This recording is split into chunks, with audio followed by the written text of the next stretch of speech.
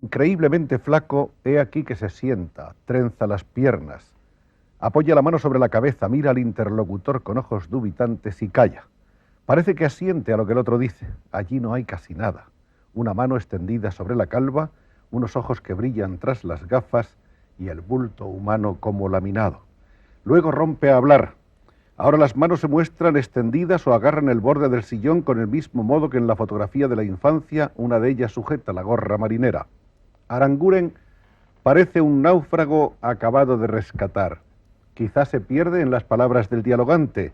Quizá no ha escuchado con suficiente atención lo que se le decía. No lo sabemos, no vamos a saberlo nunca. Pero una cosa es cierta, su voz y su gesto medidos, prudentes, como temiendo hacer daño, son el colmo de la cortesía comunicativa. El náufrago parece dar las gracias. ¿Por lo que se dijo o por haber terminado el monólogo?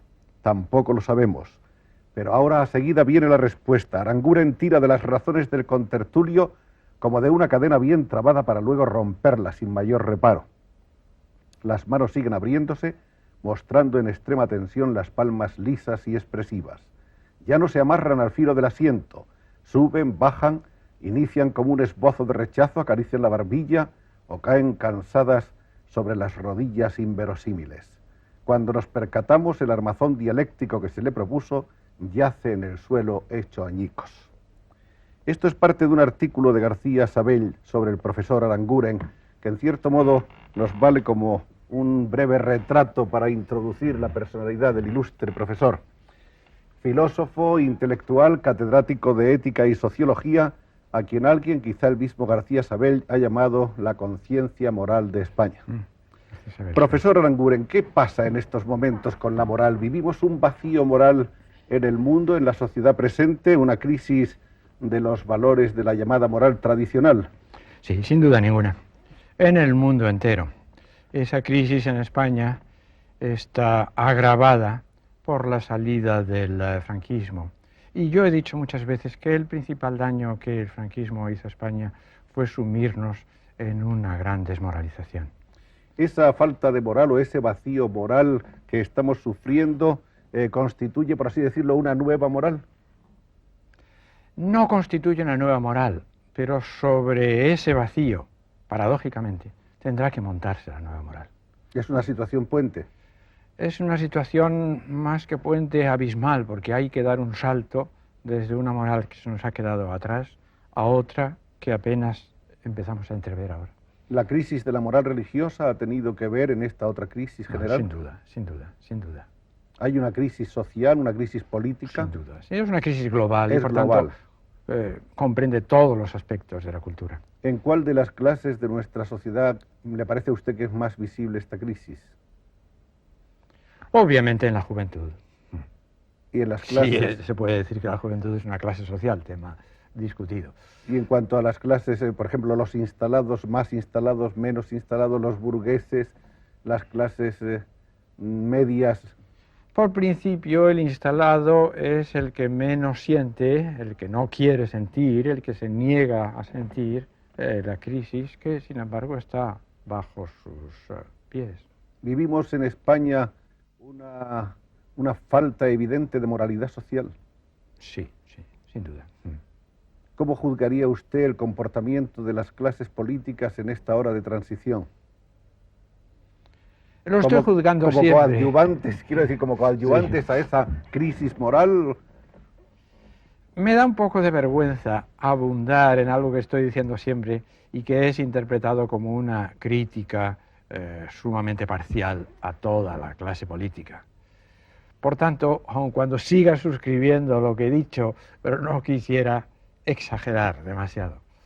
Sí, la clase política se encuentra inmersa en esta crisis y demasiado hacen, en el fondo demasiado hacen, con ir más o menos saliendo a flote. ¿Un profesor de ética debe ser también un maestro de moral? Esta es una de las cosas que a veces he entrevisto como una de sus preocupaciones en sus libros. Debería serlo, sí. Claro, en principio se puede decir que la ética es una disciplina más o menos teórica y el profesor de ética lo que tiene que hacer es enseñarla. Pero seguramente el compromiso con la ética como por otra parte el compromiso con la ciencia o con cualquier otra actividad es tal que engloba a la persona entera y por tanto mal se podría decir que se es un buen profesor de ética si no se es un testimonio moral. Estoy pensando sobre todo, claro está, en la moral social, que es la que importa hoy, mucho menos en los posibles deslices de tal o cual maestro de ética, ¿verdad? Este vacío moral de que hablábamos tiene algo que ver con lo que un político del viejo régimen llamó el crepúsculo de las ideologías. No, no tiene mucho que ver con eso. No tiene mucho que ver con eso. ¿Qué es lo que desencadena este proceso de desilusión, de desesperanza? El que todo lo que habíamos heredado ya no nos vale y lo que se nos ofrece ahora en los escaparates de la vida pública tampoco es satisfactorio. Entonces estamos buscando por un lado y por otro sin poderlo encontrar, como quizás si ahora quisiéramos buscar aquí entre los papeles o entre los libros una cosa que no es factible. La situación que estamos viviendo ahora, de situación de predemocracia por consolidar, ¿cree usted que puede contribuir a paliar esa crisis moral a la que existimos? ¿O a esa crisis de ilusión? Nuestra predemocracia es ambivalente.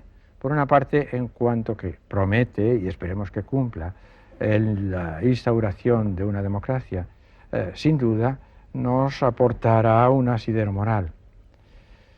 Por otra parte, no es ilusionante.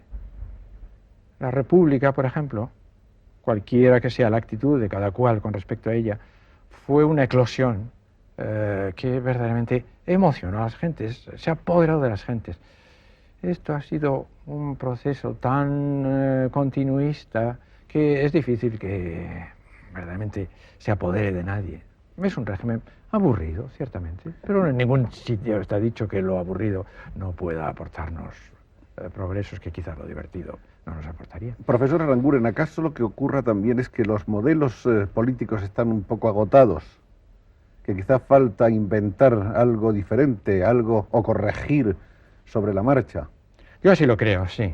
Estamos viviendo este modelo de democracia representativa, de partitocracia, con una escasa participación plenaria del ciudadano, de todos los ciudadanos. Es verdad que eso es utópico, pero las utopías se cumplen y en cualquier caso hay que luchar porque se cumplan. Y claro, un régimen de este tipo no es imaginativo. Ciertamente nuestro régimen podrá tener los valores que se quieran, pero no es un régimen imaginativo, no es un régimen creativo. Usted, profesor, que ha pensado tanto sobre todas estas cuestiones y que ha conocido países como por ejemplo el gran gigante de Norteamérica por dentro, ¿cree que quizá todo el mundo desearía una nueva sociedad, una nueva fórmula, un nuevo modelo? No estar siempre simulando, repitiendo, calcando modelos pretéritos. No, todo el mundo no. Hay mucha gente que se encuentra muy a gusto en lo establecido, bien sentaditos en su sillón.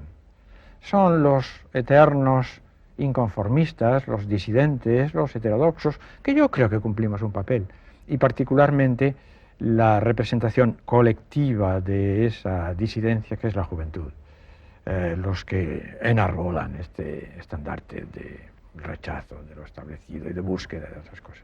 Hablaba usted antes de la juventud diciendo que acaso no se la debe llamar clase social, pero sí grupo social, por ejemplo, y que como tal grupo en realidad tiene una existencia muy corta porque ha nacido prácticamente con este siglo, la juventud como una representación vigorosa de un grupo que tiene realmente ideas y que se mueve y que está además en abierta pugna con las generaciones anteriores. Sí. Pero ¿usted no piensa que las generaciones anteriores le están ganando la partida a la juventud, haciéndole caer en todas las trampas del consumismo, etcétera? Por lo menos a una gran parte de la juventud, sí. Pero abundando en lo que decía al principio, es curioso que todavía cuando yo era chico, el ideal de los jóvenes era parecerse a los mayores y caracterizarse de persona mayor. Mientras que en nuestra época ocurre justo lo contrario. Son los mayores los que intentan o intentamos caracterizarnos de jóvenes, sí, porque ha habido una inversión curiosa de papeles. Y muchos jóvenes, es cierto, caen en la trampa que les tiende la sociedad establecida. Pero siempre hay una minoría, y las minorías son las que cambian el mundo, que no entran en el juego. ¿Usted cree que la revolución famosa de mayo del 68 dejó semillas positivas? Sí, sí, dejó semillas positivas, sí. Hoy, por ejemplo, ¿cuáles serían sus más aparentes y visibles resultados? Los resultados son más a bien 10 años. negativos que positivos. Es decir, de lo que nos sirvió sobre todo la Revolución de Mayo fue de abrirnos los ojos para saber que aquello no. En cambio, para decirnos que no nos ha servido de mucho la Revolución del 68. De modo que tenemos que seguir buscando, casi como si no hubiese habido Revolución del 68. Pero por lo menos nos ha liberado de la carga de todo aquello que hasta entonces se creía o se fingía creer. De todos modos, siempre habría que decir que la Revolución del 68 a los ojos europeos aparece magnificada, pero que está anticipada por las pequeñas revoluciones de los campuses norteamericanos que precedieron a la Revolución del 68. Y Marcus era la gran figura del 68, por lo menos la figura totémica del 68, había hablado y escrito mucho y movilizado muchos jóvenes antes del 68 en los Estados Unidos. ¿Usted no cree que hay, sin embargo, en una parte de esa juventud que se nos aparecía como revolucionaria, como llena de inquietudes hace 10 años, que hay hoy ya como una especie de adaptación al medio, al sistema de entrega? Eso es un proceso que seguramente es ineluctable, que los jóvenes, cuando dejan de serlo, se incorporan, en la medida que les es posible, al sistema. Bueno, lo bueno que tiene la juventud es que se renueva, es decir, que aparecen otros nuevos jóvenes que no están todavía contaminados por el sistema, y así continúa la historia. Que con ellos viene otra vez la llama de la rebeldía, de la inquietud, de las ganas de cambiar, etcétera, etcétera. Ese es el lado positivo de por qué la juventud no es ni puede ser una clase social. La juventud es una renovación continua, es un dejar de ser joven, pero aparecer nuevos jóvenes. ¿Las virtudes tradicionales o clásicas, profesor Aranguren, han desaparecido, están soterradas o han sido sustituidas? Existen y muchos las siguen practicando y está bien que se practiquen. Es más bien una cuestión de énfasis, es más bien una cuestión de acento. Pero las virtudes de antes no estaban mal, seguramente no estaban mal ninguna de las virtudes de antes. Ahora, si se quería decidir que la moral consistía en ese núcleo de virtudes tradicionales, eso es lo que hoy los jóvenes están muy remisos a aceptar. ¿Vivimos una época de reformismo moral? Sí, de reformismo. La palabra reformismo incluso me parece suave, yo diría de revolución moral. De revolución moral. Sí.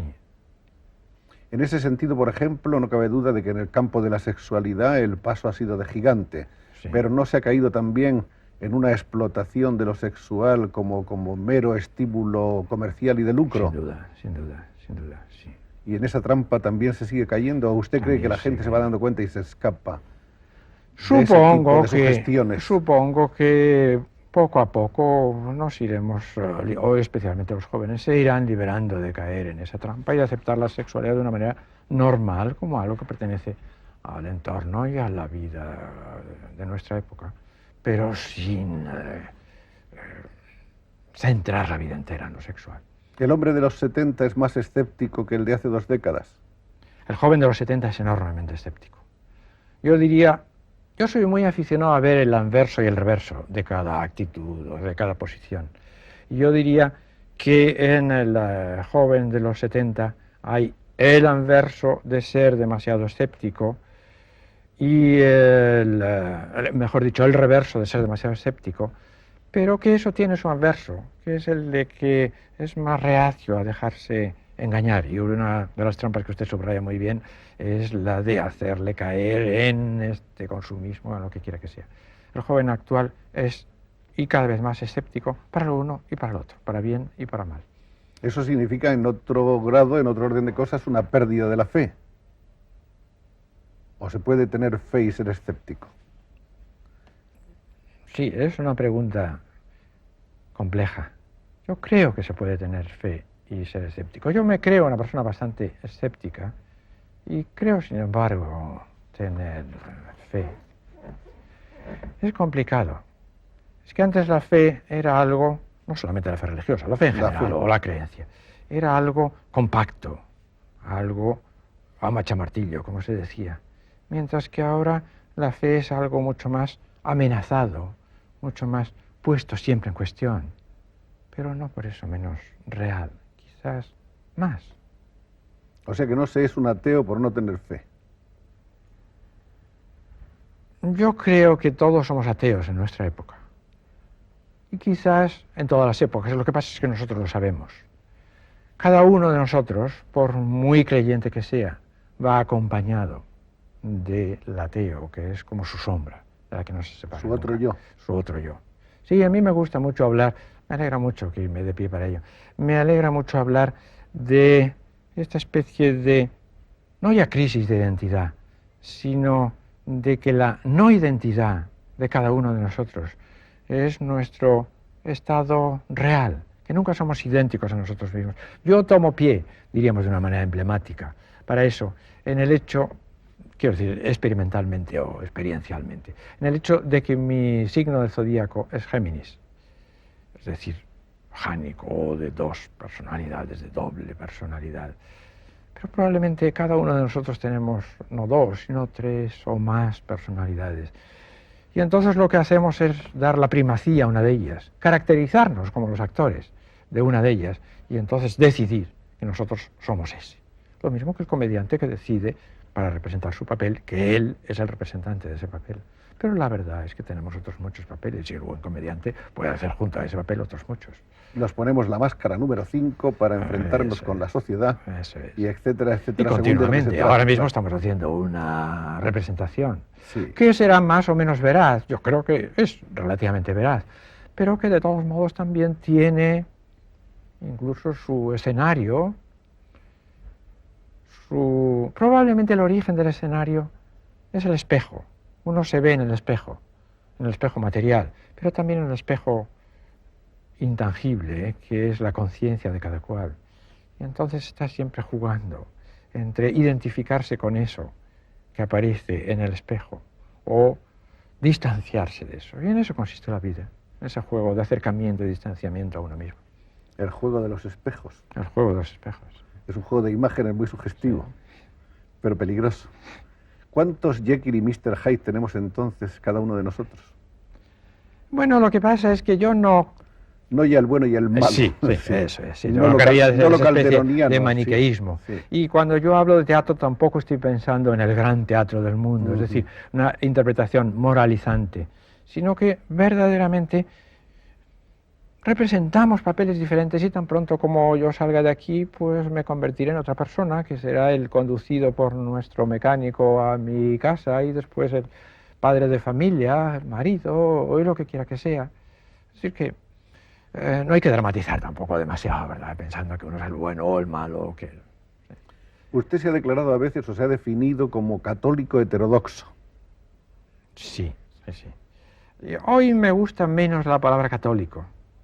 La palabra católico tiene el inconveniente de que, como se decía a comienzos de siglo en Francia, hay unos que son los cristianos que no son católicos, otros los católicos, como Morras, las gentes de Action Française, etcétera, que no son cristianos. Hoy me gusta más decir cristiano heterodoxo que católico heterodoxo, porque catolicismo significa etimológicamente universalismo, no se ve ahí la raíz cristiana en la palabra misma. Este ha sido uno de los temas que, sin embargo, le han interesado a usted más profundamente en toda su amplitud y que ya desde sus primeros libros importantes, como catolicismo y protestantismo que tenemos ahí, ha venido manifestándose como una de sus inquietudes permanentes. Y usted ha analizado la evolución e incluso usted ha vivido, digo, distintos tipos de catolicidad dentro de su experiencia personal. Es cierto, sí. Usted ha nacido en el seno de una familia muy católica, a la manera convencional y tradicional. Sí, una familia muy católica, no diría yo católica usual o católica normal, a la española. Media, a la española, sí. ¿Y después? Y después me eduqué en el colegio de Chamartín de la Rosa, que entonces era un pueblecito, no lejano a Madrid, pero que ahora es casi el centro de Madrid. Estuve interno y a diferencia de lo que les ocurre a casi todos los que han estado internos en los colegios, yo tengo un buen recuerdo de mi colegio y de aquellos años de colegio. Pero claro está que todo lo que había recibido se me inculcó y se me dio como un sistema de respuestas a preguntas que nadie había formulado. De modo que mi vocación, digamos, filosófica, pero sin tomar demasiado en serio la palabra filosofía, comenzó por hacerme cuestión de las preguntas a las cuales respondían esas contestaciones, de las que yo disponía, pero sin saber a qué contestaban. Y en este reciente libro, hay un libro posterior, que no sé si tengo aquí a mano, donde usted estudia el... Será este es absolutamente reciente. Sí. Yo no sé siquiera si está todavía distribuido. La contralectura del catolicismo. Yo quisiera que usted nos hablara un poco de cuál es, en líneas generales, esa contralectura. Bueno, tendría que decir que, en efecto, como usted subrayaba muy bien, para mí ha sido una preocupación a lo largo de toda mi vida la de las cuestiones religiosas, que sin embargo también, no sé si a posteriori es que yo retroyecto contenidos ideales que poseo ahora, pero yo diría que para mí la religión, aparte de su significación sustantiva, en cuanto obras que escribí, me sirvió, repito, aparte de lo que tiene de sustantivo, me sirvió para, en una época en que no era posible hacer otra cosa, abrir una brecha en el sistema establecido por el lado de la muralla, que era más débil, que era el menos firmemente defendido, que era el religioso. De modo que a mí me pareció, o al menos a mí me parece ahora, que me pareció entonces, que atacar el sistema establecido a través del convencionalismo religioso era una buena estrategia. ¿El catolicismo español de esta hora lo ve usted en crisis? No, sí, todo está en crisis. Todo está en crisis. El catolicismo, por supuesto. Y hay uno de los libros que estará por ahí que se llama La crisis del catolicismo. Que a lo mejor hasta lo encontramos. A lo mejor lo encontramos, pero en fin, que tampoco es muy importante. Bueno, está por aquí, seguro. Sí.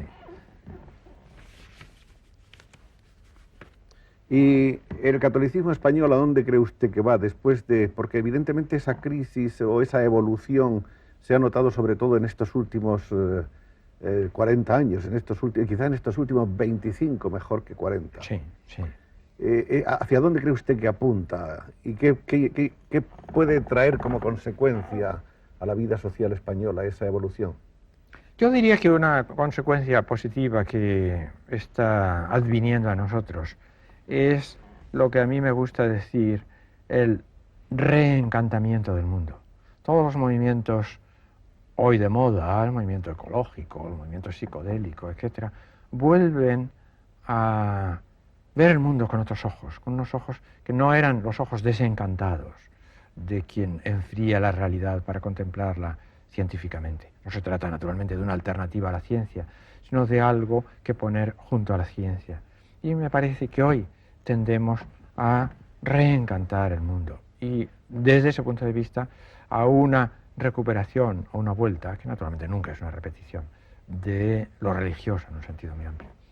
Las generaciones beatniks y hippies, ¿usted cree que estaban en ese orden de cosas? Sí, ¿Eran pioneras, por así sí, decirlo, de esta vuelta al reencantamiento? Sí, naturalmente muchos de nuestros obispos verían esta afirmación con muchas reservas, por supuesto. Pero en un sentido amplio creo que debe decirse que sí. Que son movimientos que, a diferencia de otros anteriores, están animados por esta voluntad y mentalidad y sensibilidad de reencantamiento. ¿Usted como intelectual tiene idea de cuál debe ser su postura personal ante la vida de la sociedad española? ¿Pero cree usted que esa postura debe ser común a todos los intelectuales? No lo sé. No lo sé. Bueno, quizá no esté mal que haya intelectuales al servicio del sistema establecido o al servicio de un sistema alternativo al establecido. Lo que sí creo es que hace falta que haya intelectuales que sean completamente independientes, que sean disidentes, pero no del régimen establecido en este momento, sino de cualquier régimen. Usted no es hombre de partido. Yo no soy hombre de partido, no, ni piensa podría serlo. serlo. No podría serlo. No, no me queda mucho tiempo para serlo, pero no podría serlo, ¿no? No. Precisamente por esa independencia suya. Sí, pero repito, yo no intento dar una receta Ejemplarizar, universalizable, sí, no, sí, no, sí. De ninguna manera. Creo que hace falta que haya gentes como yo, pero no creo que todo el mundo deba ser como yo, naturalmente, ni mucho menos. Usted se define como hombre de izquierdas, Sí, sí. más o menos próximo a las áreas del socialismo. Sí, pero repito, como no pertenezco a ningún partido, yo echo de menos en los partidos establecidos el que dan demasiada importancia o bien a lo estrictamente político o bien a lo económico, que naturalmente debe ser modificable, pero que hoy por hoy es difícilmente modificable, porque en definitiva España no es más que un apéndice de un bloque y por sí mismo puede hacer poca cosa. Y en cambio dan poca importancia a lo cultural. Es decir, si yo tuviese que definirme, cosa que me horroriza, tendría que decir que mi inclinación es a favor de lo que puede llamarse una izquierda cultural.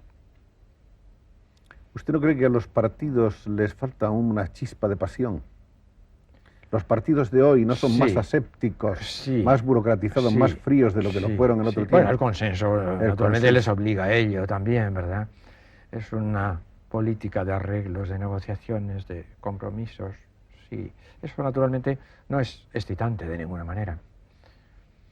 En este proceso que está viviendo España, ¿usted cree que el país siente que los hombres que eligió el 15 de junio están respondiendo a sus ilusiones? Lo que pasa es que creo que se van perdiendo las ilusiones. Yo no sé si responden a las ilusiones que se tenían el 15 de junio. Quizás sí. No, es que, repito, no me gusta exagerar demasiado, porque ya lo he hecho mucho, ¿verdad? Y se me critica con frecuencia por amigos políticos. No me gusta exagerar demasiado esta postura negativa. De modo que los políticos hacen lo que pueden, que quizás no es mucho, pero ¿quién hace mucho en nuestra época? Nosotros tampoco hacemos mucho. Nació José Luis López Aranguren el 9 de junio de 1909 en Ávila. En alguna de sus obras cuenta que no siempre ha sido, como nos decía, el que ahora quiere y cree ser. Nació, como también se nos ha dicho, en el seno de una familia burguesa acomodada. A su madre la conoció muy poco porque murió cuando tenía usted pocos años. Pero en cambio, la figura del padre está muy robustecida dentro de sus años primeros porque tuvo una gran influencia y se ocupó muy personalmente de usted. Sí, sobre todo desde el punto de vista cordial y emocional. Yo no creo que mi padre haya influido mucho desde el punto de vista intelectual sobre mí, pero ha sido, claro, tuvo que desempeñar el papel de padre y el papel de madre y todos los papeles, de modo que ha sido muy importante para mí. Su abuela materna tuvo también una parte importante. Sí. Y su segundo marido, que creo que había sido marino mercante, y le contaba usted historias era un tipo fascinadoras, pintoresco, ¿no? Sí, que me abrió horizontes. Claro, hay que tener en cuenta que yo era un chico de la burguesía, de un tipo de burguesía muy pacata, y que entonces la mayor parte de esas historias luego he visto que eran fabulaciones suyas, ¿verdad? Y que en realidad no hacían más viaje que de Bilbao a Liverpool y de Liverpool a Bilbao, ¿verdad?, para llevar hierro y traer carbón. Pero lo convertía en una novela lo de convertía aventuras. y hacía unos viajes fabulosos. Y eso me fecundó la imaginación. Y yo creo que la imaginación es tan importante para un intelectual como para un escritor de ficción, o de lo que por antonomasia se llama creación. Antes del colegio ese que usted contó alguna vez que tuvo un profesor particular a domicilio que se llamaba Don Luis y del que cree que alguna semilla importante ha quedado en su formación. Supongo, sí. Claro, yo tengo de él un recuerdo muy difuminado, porque yo entonces era un niño de 6, 7 años. Pero yo diría que fue mi primer contacto, en la medida en que yo, esto no lo estoy falseando con el paso del tiempo, de alguien que pertenecía a otro mundo, que era quizás un libre pensador, yo qué sé. Por lo menos eso es lo que yo me represento de aquel Don Luis, que seguramente en esa época yo no podía entender de ninguna manera, mucho más si se tiene en cuenta el mundo que me rodeaba, el entorno en el que yo había crecido. Pero se le parecía a usted sin duda como un personaje que estaba fuera de los demás. Fuera, sí, sí, completamente fuera de los demás. Lo que me ocurrió raras veces, en otro orden de cosas no intelectuales, me ocurrió con este abuelastro y también con otro tío mío, hermano de mi madre, que era republicano y más o menos agnóstico, es decir, que rompía los moldes de lo establecido familiar y socialmente. Cuando acaba usted el bachillerato, ingresa en la Universidad de Madrid y estudió usted primero Derecho y a continuación Filosofía. En la Guerra Civil usted tuvo que servir. Sí. Fue llamado usted a filas en la zona nacional. En la zona llamada ¿Y estuvo nacional, usted en el frente? Sí, estuve en el frente, sí. Estuve en el frente en Tremp y en Sort. ¿Fue usted combatiente? No, poco combatiente.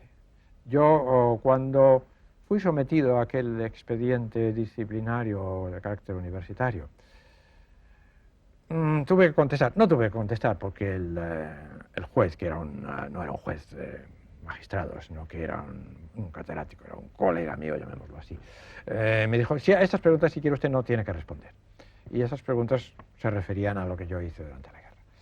Y entonces me dijo, bueno, usted fue artillero de segunda, como se decía, usted estuvo en la guerra y seguramente mató a alguien. Yo, no, estoy seguro de que no maté a nadie. Pero ¿cómo es posible? Y en la artillería menos, porque ¿cómo puede usted saber dónde van los obuses que se disparan? No, es que yo no disparé nunca a ningún obús.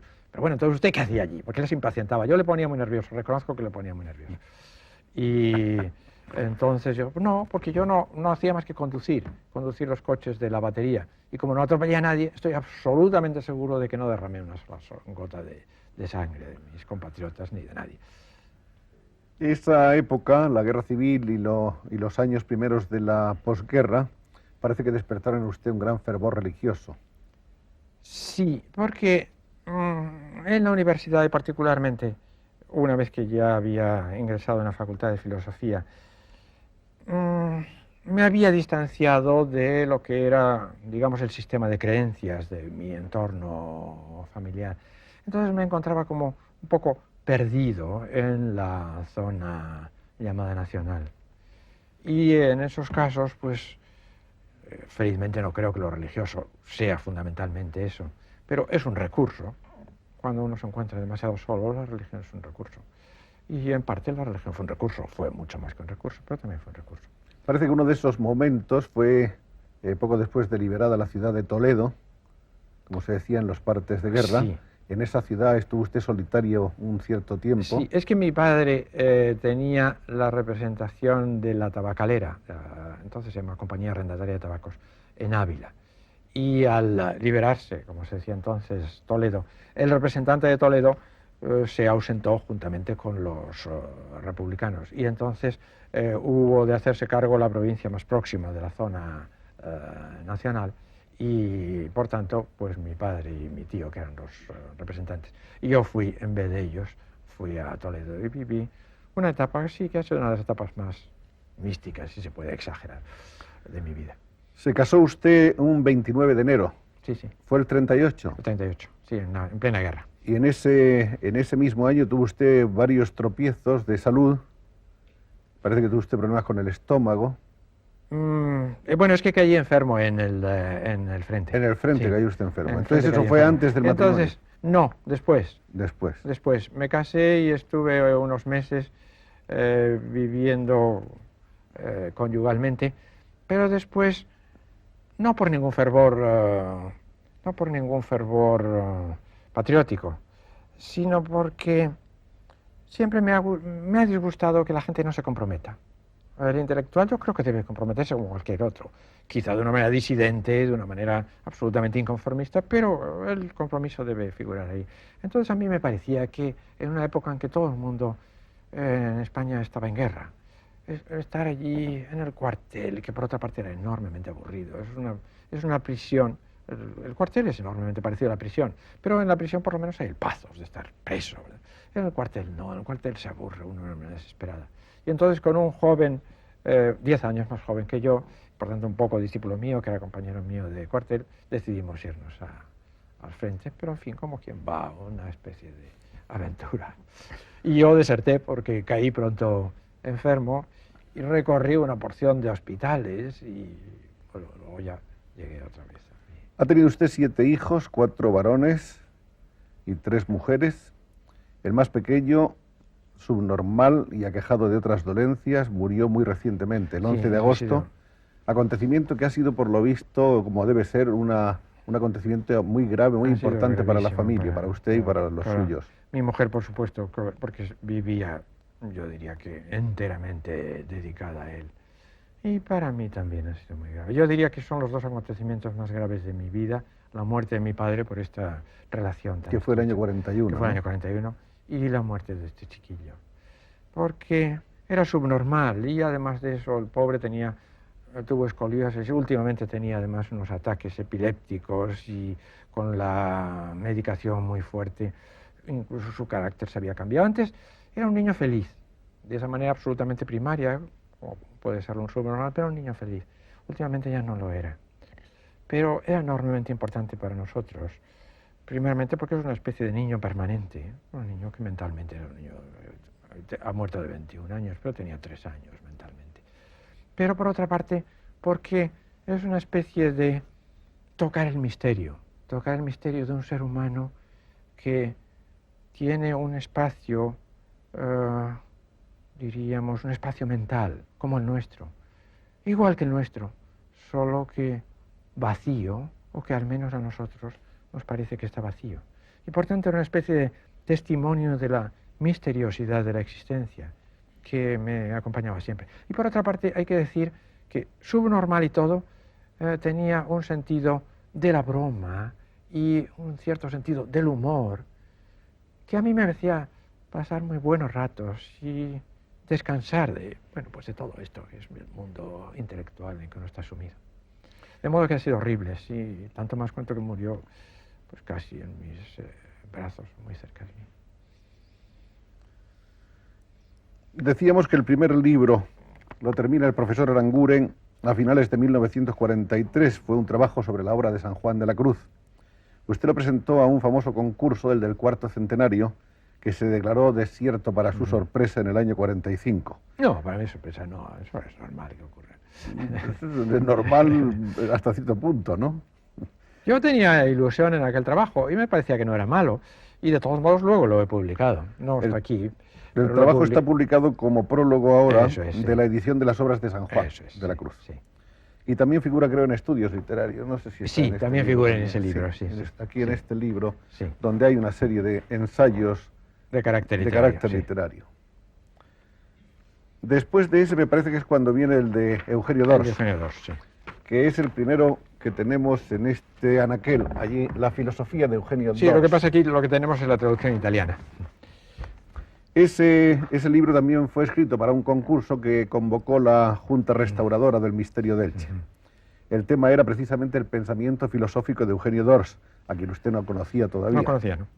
Entonces, el 15 de junio, Aranguren presentó su original, que fue premiado y que fue el que con más diferencia obtuvo los elogios de Eugenio Dors, que lo escribió en sus glosas. Es cierto, sí. Decía exactamente, textualmente, nombre nuevo para mí, de José Luis Aranguren, del cual pronto a su vez se honrará la filosofía española. Y usted entonces trató de conocer a Dors y lo conoció. No, él mismo él le buscó. Sí, bueno, una cosa normal, sí. Entonces, ¿Le gustaba a usted Dors? Era muy diferente a mí, era completamente distinto de mí, ¿verdad? Era un personaje. Era un personaje, sí. Yo no tengo nada de personaje, espero no tener nada de personaje, pero creo que es bueno que haya personajes, de modo que no, esto no es una crítica para los personajes. Y era enteramente un personaje. Después de la generación del 98, que eran personajes a su modo, pero mucho más caracterizados de personaje, Eugenio Dors era el inaugurador de lo que se llamó en Cataluña el noucentisme, ¿no? Que equivalía más o menos a lo que representó en Castilla Ortega y Gasset. De modo que es un modo de continuar siendo personaje, pero de una manera mucho menos pintoresca que con el chaleco cerrado como de pastor protestante de Unamuno, o el paraguas rojo de Azorino, el brazo manco de las barbas de Valle Inclán, etc. No, Ortega y Dors ya eran más europeos.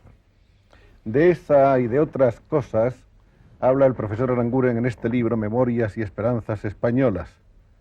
Ahí se relata su conocimiento de Yo Dors. diría que de ese libro y de la comunicación humana, lo mejor son las ilustraciones. En esto porque hay fotos, hay las fotos, mías sí. de niño y de boda, y en la comunicación humana porque las ilustraciones están muy insertas verdaderamente en el texto e ilustran el texto, lo que es raro que ocurra con la mayor parte de las ilustraciones.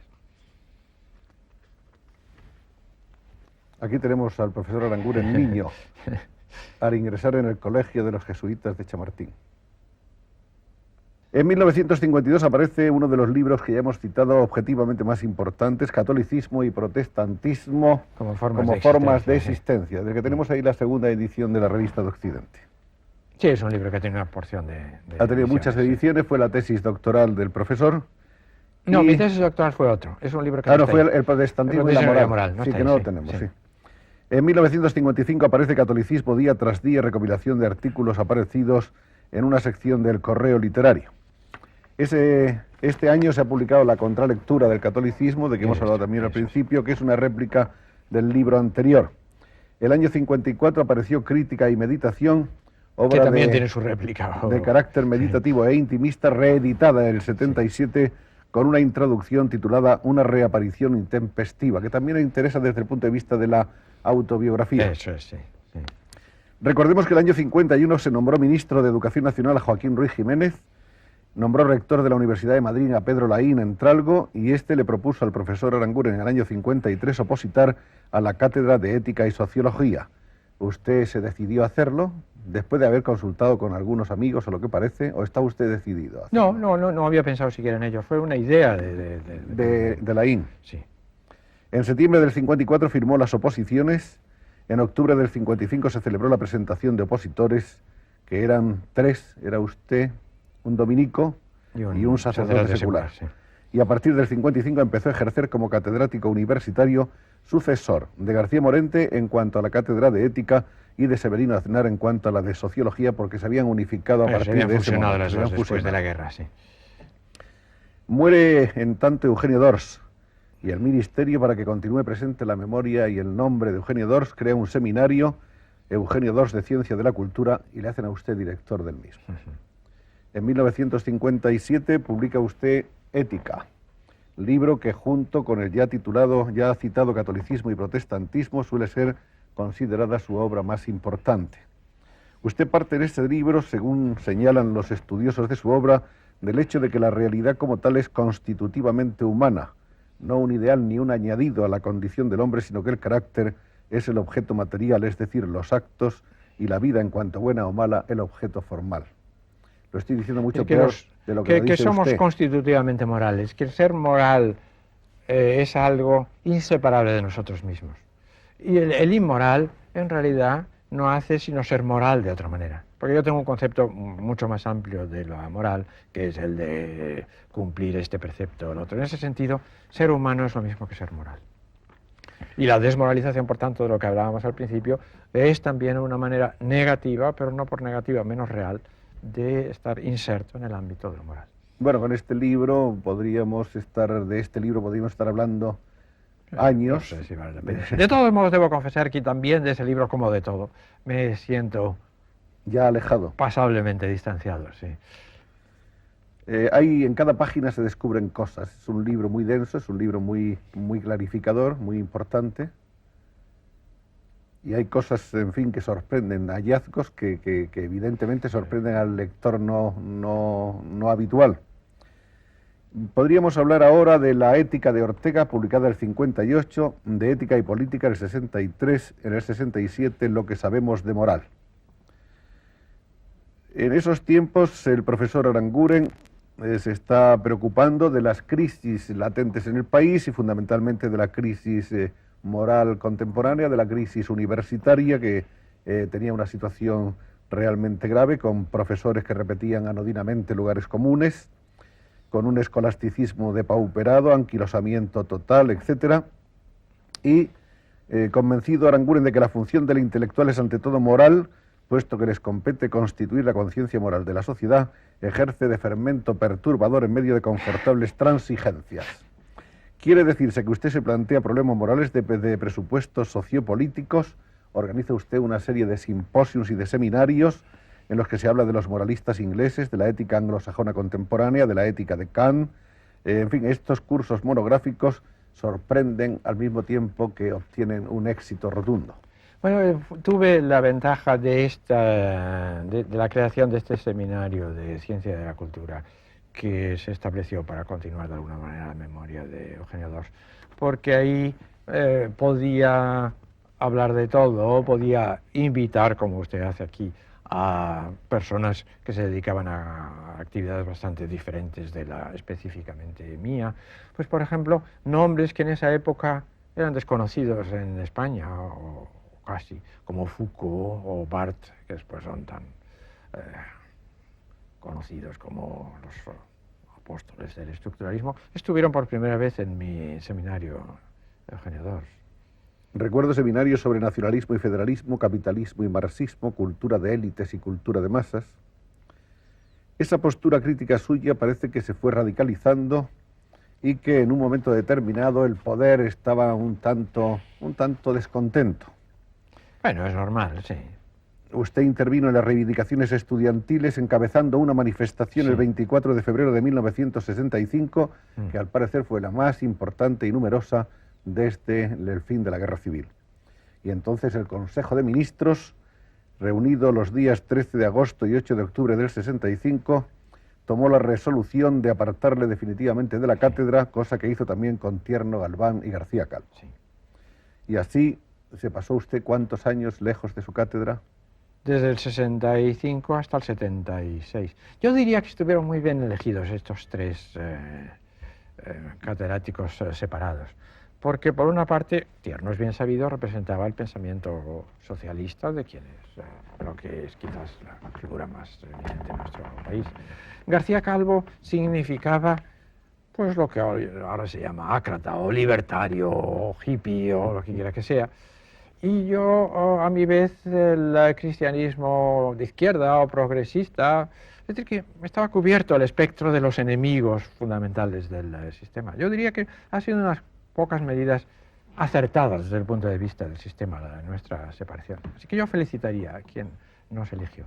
Bueno, pero esa separación, por supuesto, a usted no le gustó nada. Bueno, hasta cierto punto, al pronto no, claro, al pronto no. Pero después he dicho varias veces que supe ser echado a tiempo. Fue bueno para mí el ser echado. Por ejemplo, me tuve que marchar, tuve que ir a los Estados Unidos. La experiencia de los Estados Unidos ha sido enormemente importante para mí, desde el punto de vista de esas cosas que hablábamos antes, del rejuvenecimiento, del tener que empezar otra vez, del contacto con culturas distintas y con juventudes diferentes. De modo que yo no tengo que decir nada en contra de lo que me ha ocurrido. Finalmente se hago el saldo, como lo estoy haciendo ahora, y consiguientemente no solamente felicitaría a quienes me expulsaron desde su punto de vista, sino en el fondo también desde el mío. Creo que ha sido un bien para mí. Porque efectivamente, una vez separado de la cátedra, se le devuelve el pasaporte en septiembre del 65, hace un viaje de conferencias por las universidades escandinavas, luego por las holandesas, después por las italianas, más tarde da un curso en la Universidad de Puerto Rico, es profesor visitante en Texas, en Austin y en San Diego, California. Y en otoño del mismo año es profesor visitante en Aarhus, Dinamarca. En el 67 profesor visitante en la Universidad de Indiana y en el otoño en la de California, Santa Bárbara. Volvió usted después a Dinamarca, publicó entonces El marxismo como moral. En el año 60 y no sé en qué año, porque no lo tengo anotado, nació La Juventud Europea y otros ensayos. ¿Usted recuerda? Sí, fue en esa época también, 67 o 68, sí. Que está traducido al italiano. Está traducido a otras lenguas, sí, también, sí, es la edición italiana. Bueno, su paso por esa Universidad de Santa Bárbara parece que fue premonitorio, porque más tarde volvería usted como profesor ordinario y más tarde profesor de mérito. El profesor de mérito ya al retirarme, al retirarse. Sí, es un título que se concede al retirarse. En el 69 publica Memorias y Esperanzas Españolas, del que hemos hablado, y La crisis del catolicismo, así como 2 cuadernos sobre implicaciones de la filosofía en la vida contemporánea y el cristianismo de Dostoyevsky.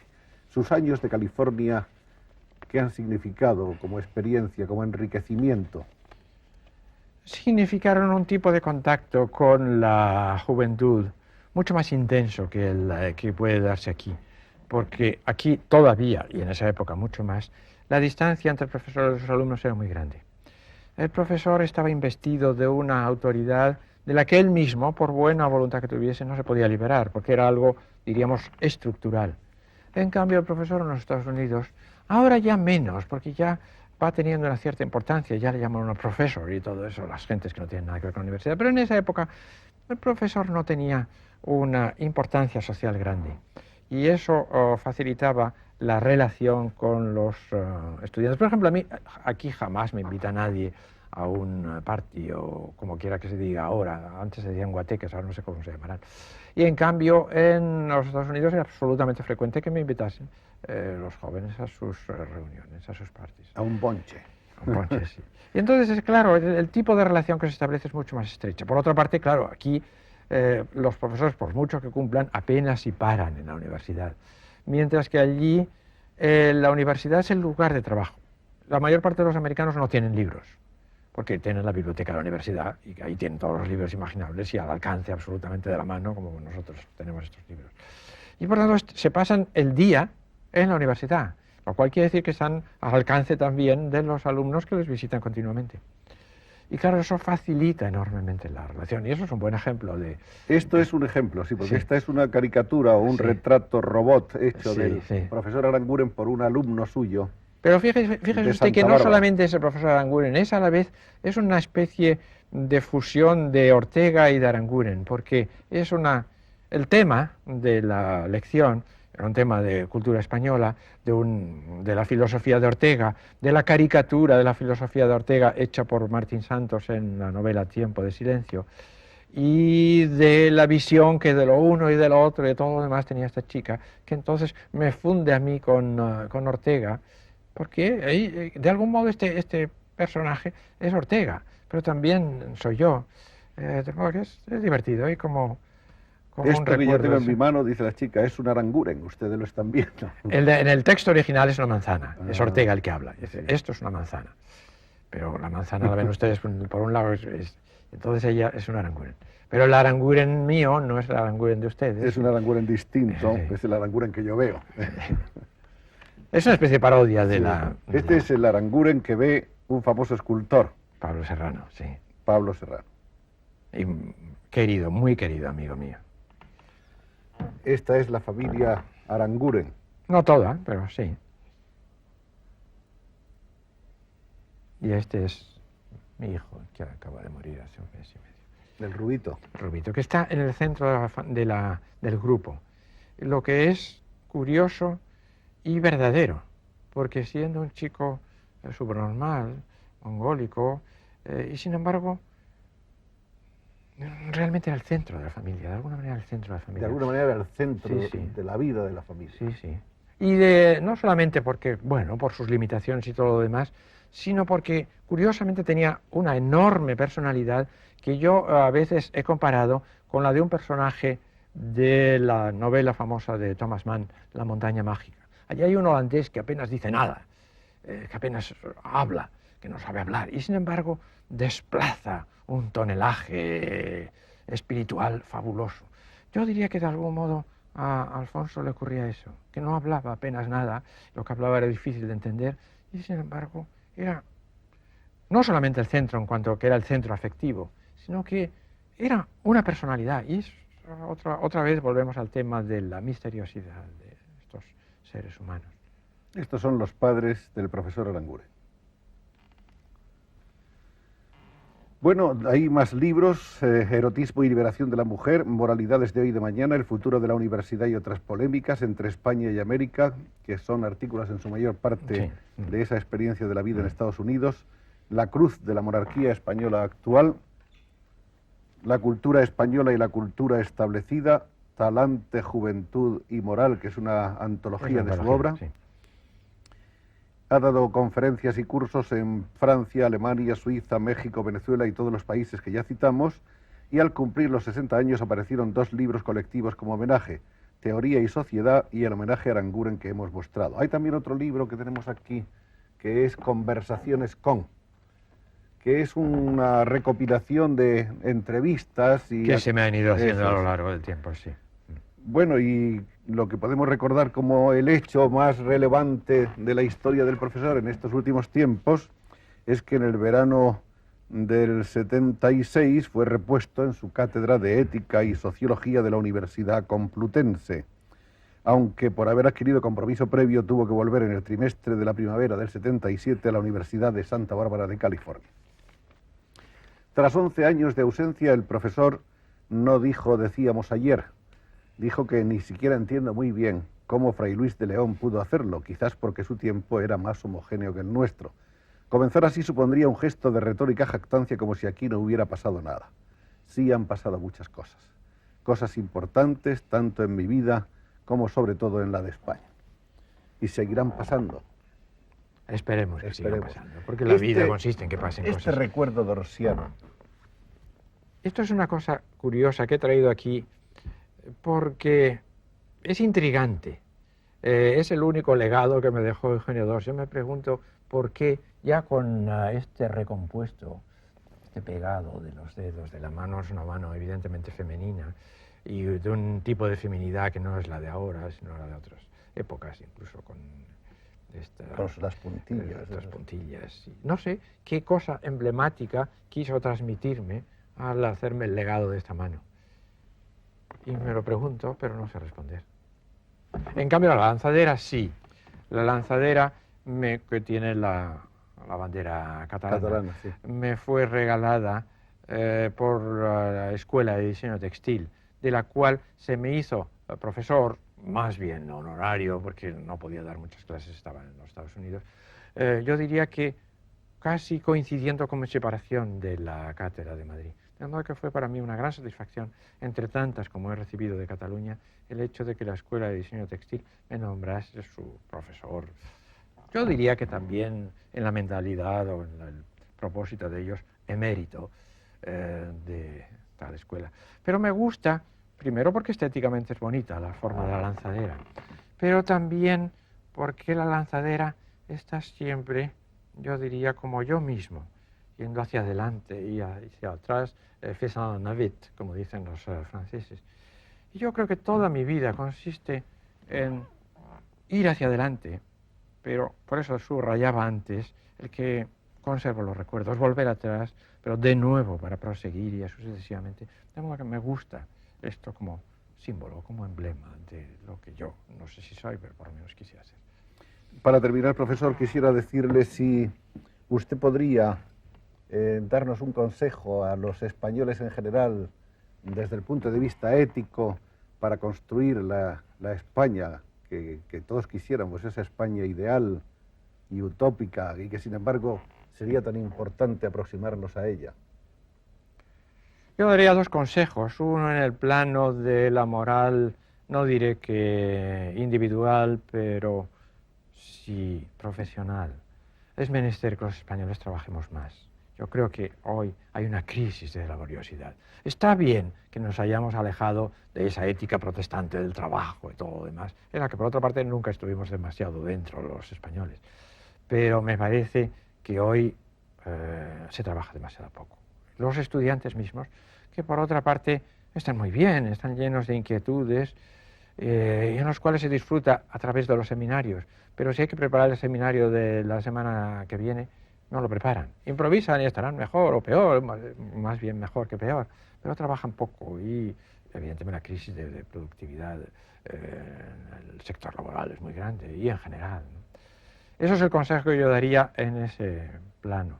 Y en el otro plano, que si no nos gusta la política, en gran parte, la política tal como se lleva a cabo en España, en gran parte es una responsabilidad nuestra. Nosotros tenemos que asumir plenamente nuestro papel de luchar por una democracia, lo que no se hace votando el 15 de junio o cuando nos corresponda la próxima vez solamente, sino asumiendo este papel de democracia participatoria a través de todos y cada uno de los momentos y de los actos de nuestra vida. Yo creo que así es como se conseguirá la democracia. Naturalmente es una utopía el ser demócrata en ese sentido, pero los jóvenes saben muy bien que la utopía es lo único que vale la pena en la vida. Muchas gracias, profesor. Muchas gracias a usted.